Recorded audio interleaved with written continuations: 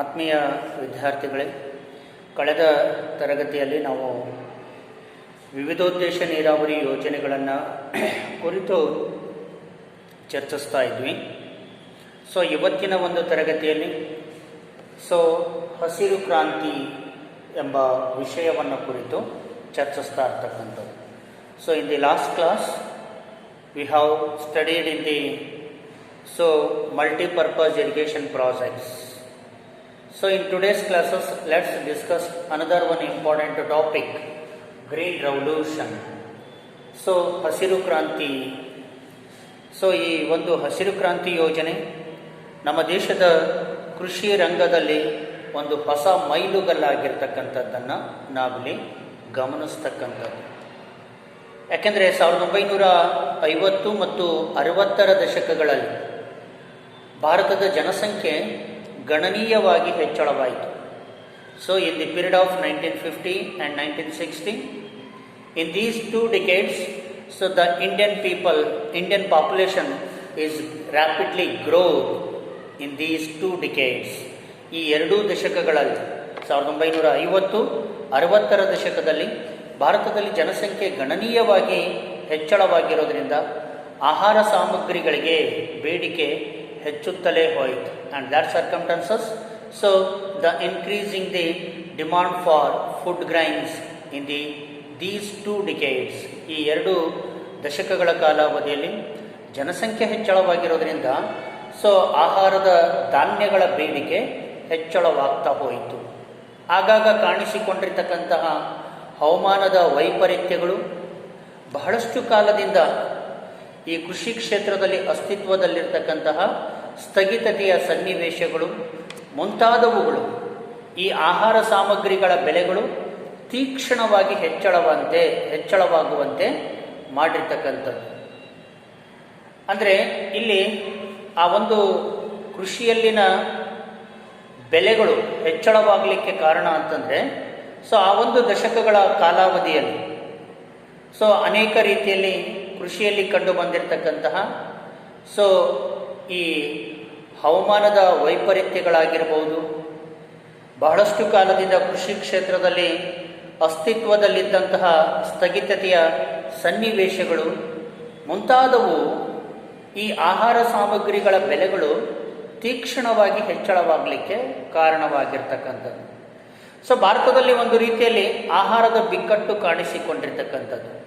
In the period of 1950 and 1960 decades, India there will be facing a food crisis problem.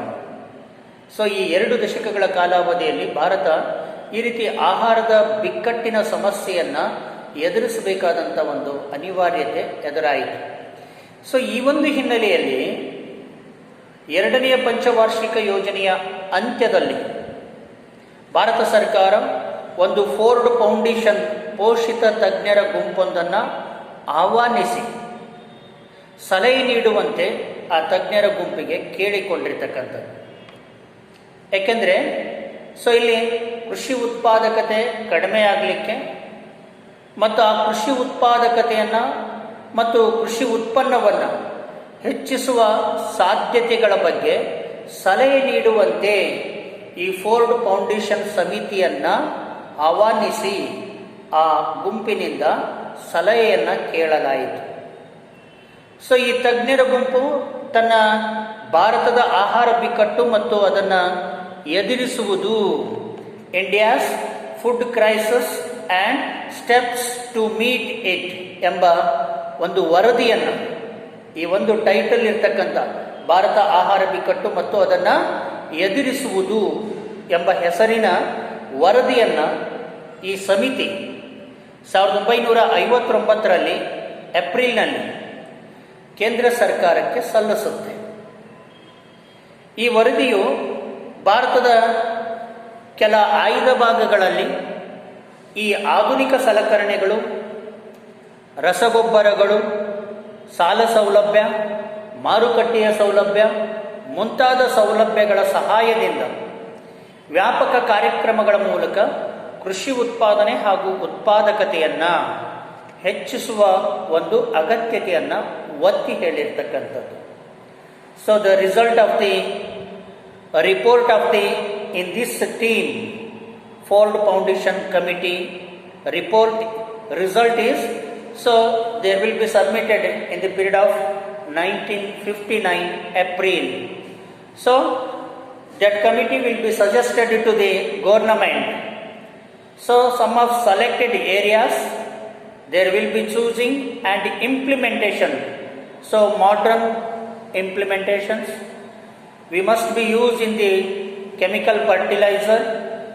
So the providing the credit facilities and loan and advance facilities, and providing for the well and good marketing facilities. In these programs there will be implemented in the selected areas, and then we must be improved in our agricultural production and productivity. So that is the, in these programs it is a very needful for the improving in our agriculture and productivity. ಇವತ್ತು ದೇಶದ ಕೃಷಿ ಉತ್ಪಾದಕತೆಯನ್ನು ನಾವು ಹೆಚ್ಚಿಸಬೇಕು, ಉತ್ಪಾದನೆಯನ್ನು ಹೆಚ್ಚಿಸಬೇಕು ಅಂತಂದರೆ ಈ ಫೋರ್ಡ್ ಫೌಂಡೇಶನ್ ಸಮಿತಿ 1959 ಏಪ್ರಿಲ್ನಲ್ಲಿ ಸರ್ಕಾರಕ್ಕೆ ತನ್ನ ವರದಿಯನ್ನು ಸಲ್ಲಿಸಿ ಸರ್ಕಾರಕ್ಕೆ ಅಲ್ಲಿ ಸಲಹೆಯನ್ನು ನೀಡಿತು. ಈ ವರದಿ ಕೆಲ ಆಯ್ದ ಭಾಗಗಳಲ್ಲಿ ಆಧುನಿಕ ಸಲಕರಣೆಗಳು, ರಸಗೊಬ್ಬರಗಳು, ಸಾಲ ಸೌಲಭ್ಯ, ಮಾರುಕಟ್ಟೆಯ ಸೌಲಭ್ಯ ಮುಂತಾದ ಸೌಲಭ್ಯಗಳ ಸಹಾಯದಿಂದ ವ್ಯಾಪಕ ಕಾರ್ಯಕ್ರಮಗಳ ಮೂಲಕ ಕೃಷಿ ಉತ್ಪಾದನೆ ಹಾಗೂ ಉತ್ಪಾದಕತೆಯನ್ನು ಹೆಚ್ಚಿಸುವ ಅಗತ್ಯತೆಯನ್ನು ಒತ್ತಿ ಹೇಳಲಾಯಿತು. ಸೊ ಈ ಫೋರ್ಡ್ ಫೌಂಡೇಶನ್ ಪೋಷಿತ ತಜ್ಞರ ಗುಂಪಿನ ಸಲಹೆ ಮೇರೆಗೆ, ಈ ಒಂದು ಸಮಿತಿಯ ಸಲಹೆ ಮೇರೆಗೆ ಸರ್ಕಾರ 7 ರಾಜ್ಯಗಳ ಆಯ್ದ 7 ಜಿಲ್ಲೆಗಳಲ್ಲಿ ಒಂದು ಸಾಂದ್ರ ಅಭಿವೃದ್ಧಿ ಕಾರ್ಯಕ್ರಮವನ್ನು 1960ರಲ್ಲಿ ಸರ್ಕಾರ ಜಾರಿಗೆ ತರುತ್ತೆ. So according to the suggestion of the in these Ford Foundation committee, so the government there will be selected 7 states and 7 districts. So there will be selected, and the implementation of the incentive area development programs in these 7 districts of the 7 states in the period of 1960.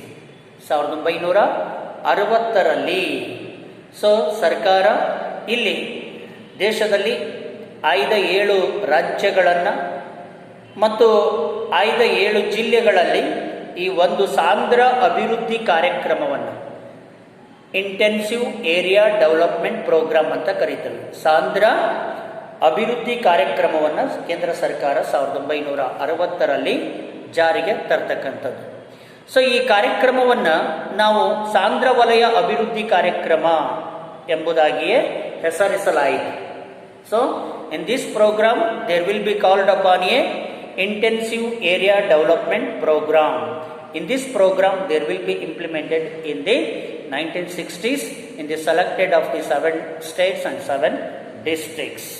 So ಈ ಆಯ್ದ 7 ಜಿಲ್ಲೆಗಳಲ್ಲಿ ಕೃಷಿ ಉತ್ಪಾದನೆಯನ್ನು ಹೆಚ್ಚಿಸಲಿಕ್ಕೆ ಅವಶ್ಯಕವಾಗಿರ್ತಕ್ಕಂತಹ ಎಲ್ಲ ಸೌಲಭ್ಯಗಳನ್ನು ಒದಗಿಸಲಿಕ್ಕೆ ಪ್ರಯತ್ನಿಸಲಾಯಿತು. So the government there will be try to the providing all the facilities in the increasing of agricultural production. ಈ ಆಯ್ದ 7 ಜಿಲ್ಲೆಗಳಲ್ಲಿ ಕೃಷಿ ಉತ್ಪಾದನೆಯನ್ನು ಹೆಚ್ಚಿಸಲಿಕ್ಕೆ ಅವಶ್ಯಕವಾಗಿರ್ತಕ್ಕಂಥ ಎಲ್ಲ ಸೌಲಭ್ಯಗಳನ್ನು ಒದಗಿಸಲಿಕ್ಕೆ ಸರ್ಕಾರ ಪ್ರಯತ್ನಿಸಲಾಯಿತು.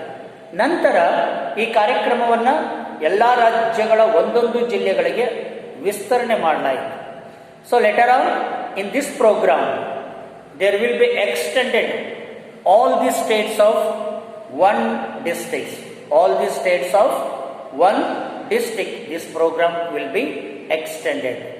So 1965ರಲ್ಲಿ ಈ ಕಾರ್ಯಕ್ರಮವನ್ನು 114 ಜಿಲ್ಲೆಗಳಿಗೆ ವಿಸ್ತರಿಸಿ ಸಾಂದ್ರ ಕೃಷಿ ವಲಯ ಕಾರ್ಯಕ್ರಮ ಎಂದು ಹೆಸರಿಸಲಾಯಿತು. So in the period of 1965, in this program, intensive area development programs, there will be extended throughout the countries of 114 districts. 114 districts, and again, so in this program, rename, so the intensive agricultural area program, IAAP ಅಂತ ಕರೀತಾರೆ. ಮೊದಲು ಸಾಂದ್ರ ವಲಯ ಅಭಿವೃದ್ಧಿ ಕಾರ್ಯಕ್ರಮ ಅಂತ ಕರಿತಾ ಇದ್ವಿ, ಹೌದಾ? IADP ಅಂತ ಕರಿತಾ ಇದ್ವಿ. ನಂತರ ಅದನ್ನು IAAP ಅಂತ ಕರೆಯಲಾಯಿತು. ಅಂದರೆ ಇಂಟೆನ್ಸಿವ್ ಅಗ್ರಿಕಲ್ಚರಲ್ ಏರಿಯಾ ಪ್ರೋಗ್ರಾಮ್ ಎಂಬುದಾಗಿ ಹೆಸರಿಸಲಾಯಿತು. ಉತ್ತಮ ಬೇಸಾಯ ಪದ್ಧತಿಯ ಎಲ್ಲ ವಿಧಾನಗಳನ್ನು ಈ ಒಂದು ಪ್ರದೇಶಗಳಲ್ಲಿ ಕೇಂದ್ರೀಕರಿಸಿ ಅಧಿಕ ಇಳುವರಿಯನ್ನು ತಂದುಕೊಡ್ತಕ್ಕಂಥ ಒಂದು ಕಾರ್ಯಕ್ರಮ ಈ ಉದ್ದೇಶವಾಗಿರ್ತಕ್ಕಂಥದ್ದು. ಅಂದರೆ ಈ ಉತ್ತಮ ಬೇಸಾಯ ಪದ್ಧತಿಯ ಎಲ್ಲ ವಿಧಾನಗಳನ್ನು ಈ ಪ್ರದೇಶಗಳಲ್ಲಿ ಕೇಂದ್ರೀಕರಿಸಿ ಅಧಿಕ ಇಳುವರಿಯನ್ನು ತೆಗೆಯತಕ್ಕಂಥದ್ದು ಈ ಕಾರ್ಯಕ್ರಮದ ಉದ್ದೇಶವಾಗಿರ್ತಕ್ಕಂಥದ್ದು. ಹಾಗೆಯೇ ಈ ಮಧ್ಯೆ ಹೆಸರಾಂತ ಕೃಷಿ ವಿಜ್ಞಾನಿ ಪ್ರೊಫೆಸರ್ ನಾರ್ಮನ್ ಬೋರ್ಲಾಗ್ ನೇತೃತ್ವದ ತಂಡ ಮೆಕ್ಸಿಕೋದಲ್ಲಿ ಅಧಿಕ ಇಳುವರಿಯ ವೈವಿಧ್ಯಮಯ ಗೋಧಿಯನ್ನು ಕಂಡುಹಿಡಿಯಿತು. And this time, so in the country of Mexico, a great agricultural scientist, Professor Norman Borlaug team, there will be introducing so high-yielding varieties of wheat. There will be introduced in the country of Mexico.